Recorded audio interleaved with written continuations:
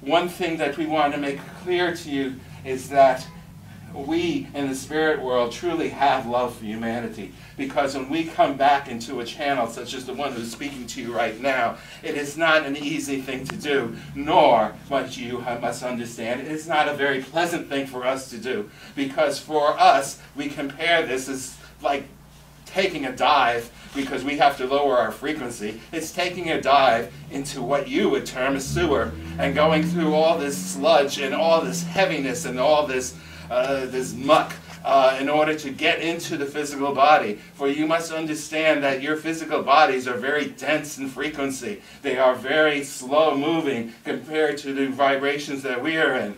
And that the fact that your physical world is sort of still steeped and entrenched into so many dogmas and superstitions and ignorances that abide on your planet, that it is a very unpleasant experience for us to do this. But we come back to you, despite this unpleasantness for ourselves, in order to teach people, just as Jesus came through to teach the world. The only salvation for this planet is for people to eventually have a spiritual unfoldment and to raise their frequency and to evolve into a higher spiritual level, a higher spiritual plane of existence. You are living in what is called the end times, and it's called that way not because the world is coming to an end, as so many people think, but the world of ignorance, this time of ignorance and superstition, is going to come to an end. And many events will be taking place which will change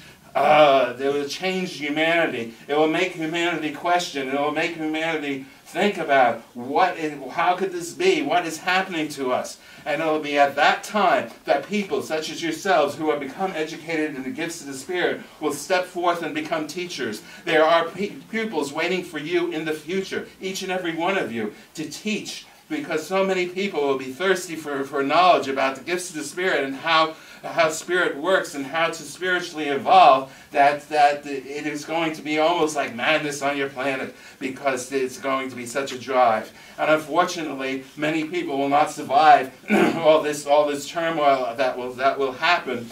But those of you who are open to Spirit will be receiving guidance and impressions to go certain places and be a certain place at a certain time. Follow those impressions. Do not ignore them, for it is people such as ourselves who are walking with you, and it will be inspiring you to a more safe place, a place to be, and allow that to happen. Allow yourself to become teachers of spirituality, because that is what you are destined to become, teachers of spirituality. Do not be afraid, for as the Book of Books says, that the words will be put in your mouth. At the time when it's needed, you will open your mouth and you will find yourself saying things that you had no idea you were going to say. Just as the speaker today was talking about the fact that he said things many times in front of that pulpit that he had no intention of saying. And he has gotten used to allowing that to happen and going with the flow.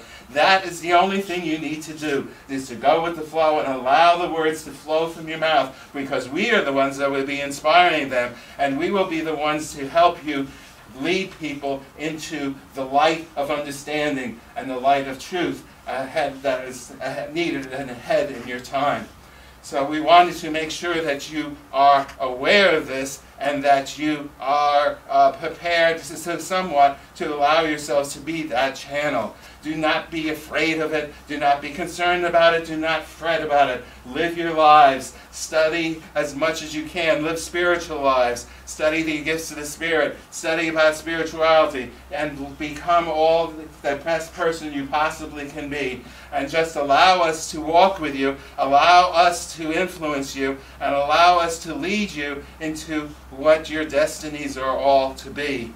And that will in itself would be a wonderful gift for humanity. And you will be servants of Spirit, just as the person who's speaking to you has become one.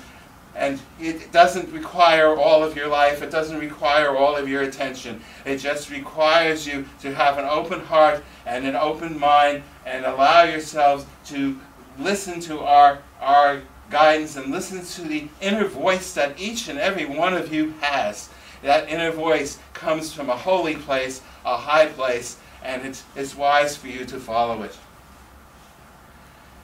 We wish at this time to say that